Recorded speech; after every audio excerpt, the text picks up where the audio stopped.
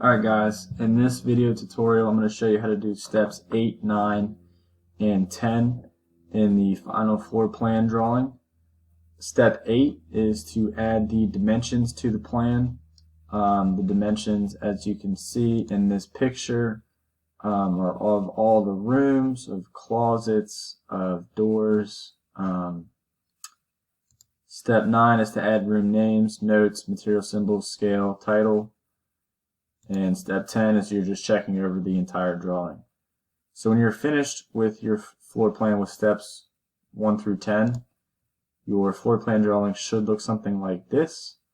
You have your labels in your rooms, you have all of your doors, your windows, your appliances, permanent fixtures, and everything is visible, and everything is on the final floor plan. So for this video, I'm going to remote in to a computer in school. So I'm going to come down here, and this is what my drawing looks like so far in CAD.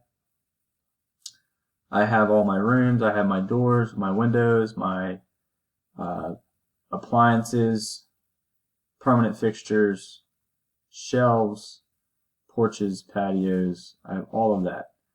Now what I want to do is I'm going to go in and I'm going to add my dimensions and room names. So to do that, before we get started, you're going to come up here to this Utilities tab, and where it says Measure. You're going to click Measure, and to get a proper measurement, you're going to measure from this corner of a room to the other inside corner of the room, and you can see that this room is 14 feet wide and it is 15.5 feet long. So I know that this is my master bedroom. So to add a room label, I come up to text and I want to do single line text. I click where I want to specify a starting point. I specify the height, and then specify the size of the letters. Then the text box will appear, master bedroom, and then I'm going to come down here, and it is 14 feet by 15 feet 6 inches. Now afterwards, don't hit escape, because that will cancel the dimension and label. Click somewhere else, then hit escape. And you can go back and you can change the font, you can change the size. To do that, you click on the text, you type in properties, and this box will open over on the side, and you can change the height, you can change the size of the text. So I'm going to make this a little bit bigger, type in 12. Right, and you can see that my dimension there got a little bit bigger. I want to undo that. You can change the color of the text.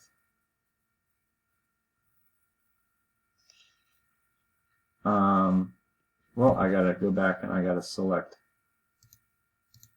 the my text here. So now I can change the color of it to red. You can change pretty much everything. You can change the style. You can change the type.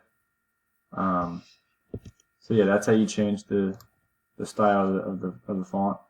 Another way to do it is you highlight it. You come up to annotation. You come down here to standard, manage styles, and you can change all this in here. The height, change that, make it bigger or smaller. Font name, click that. I always use City Blueprint. I think that looks most like architectural lettering. So I come down here to City Blueprint, hit apply, close, and you can see that changes the font style. So that's for my master bedroom. Next I'm going to do my great room. So I come back up here to measure, I start from this inside corner here. So my great room is 19 feet 4 inches wide, and it is 18 feet 6 inches long. So I come up to my text, single line text, place my starting point, specify the height, then the size. Great room. Now it's showing up in red is because I changed the properties, but I can go back and change that. 19 feet 4 inches by, I think it was 18 feet 6 inches. Again, do not hit escape, click out, and then hit escape. And we can go back, we can highlight, type in properties, and change our color to white. So if you change the properties, it will change the overall settings. Whereas if you go into annotation, it will just change the font as it is. So yeah, that's the great room. I'll do one more right here. I'm going to come up to measure, 13 feet 10 inches by 12 feet. So I come to text, single line, click once, set the height, click again, set the size. This is bedroom number 1, and 13 feet 10 inches, I believe it was, I don't remember, by 12 feet. Again, click out of the box, then hit escape, highlight it, and we can actually change the properties up here. We can change it to white. And now our font is in white. So that's how you add labels and dimensions, right? If you want to, you can also add dimensions to the total area of the house. To do that, you come up here to where it says dimension, and you want to use linear dimension. You want to dimension this point to this point, just to show the total length of the house. Now we want to change the color to white again.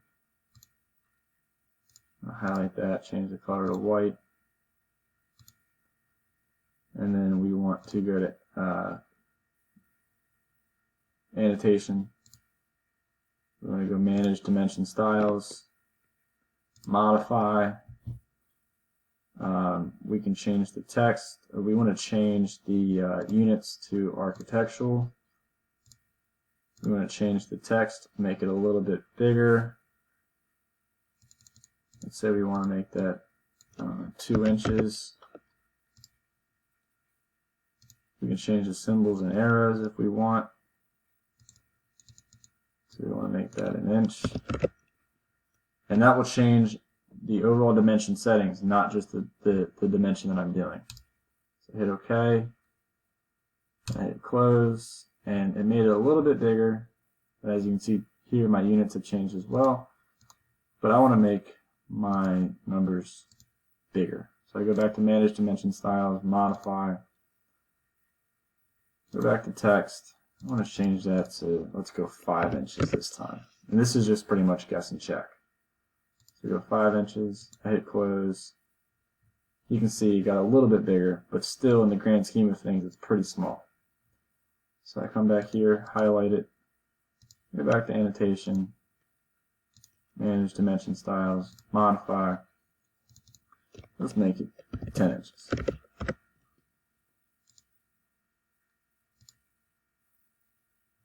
And there we go. That's a little bit better. And again, I can do this wall right here. To do that wall, I come up here to dimension,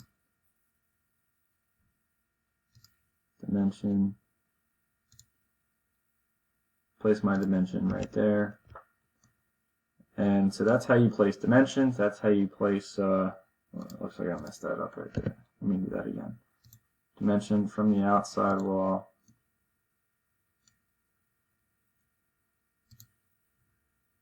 There we go. So that's how you place dimensions. That's how you place room labels. Again, make sure that you have dimensions for the exterior house and room labels and dimensions for the rooms within the rooms. One final thing here that I want you to keep in mind. Let's say, for example, that I didn't have these walls here. I didn't have a walkway between my great room and kitchen.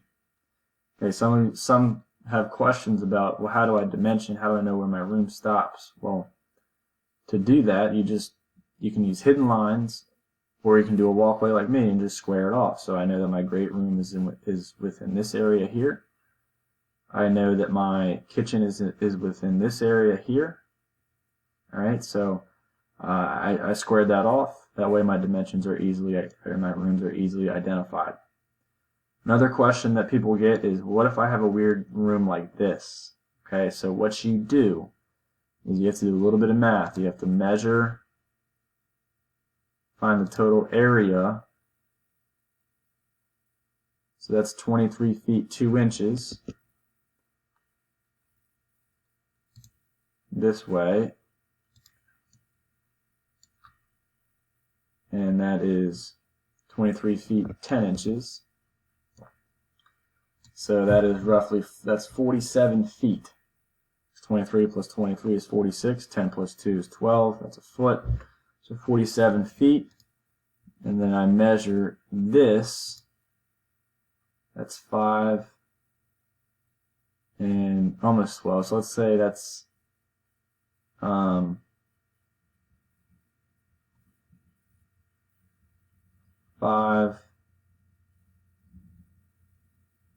12, I'm sorry, 23 times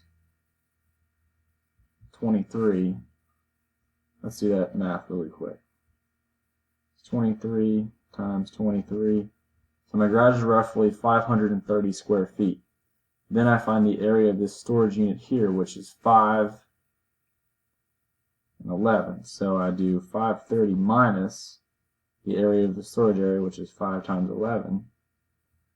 And that is roughly 475 square feet. Then I need to add the area of this little part down here, which is 7 and roughly 4.5. So 7 times 4.5 is 505. Well, no.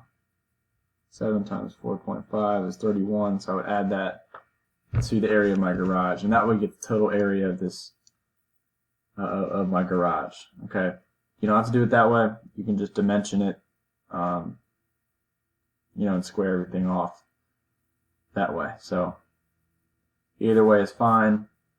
But again, you need to include dimensions, you need to include room labels, and you need to include those in every single room. And this is steps 8 and 9.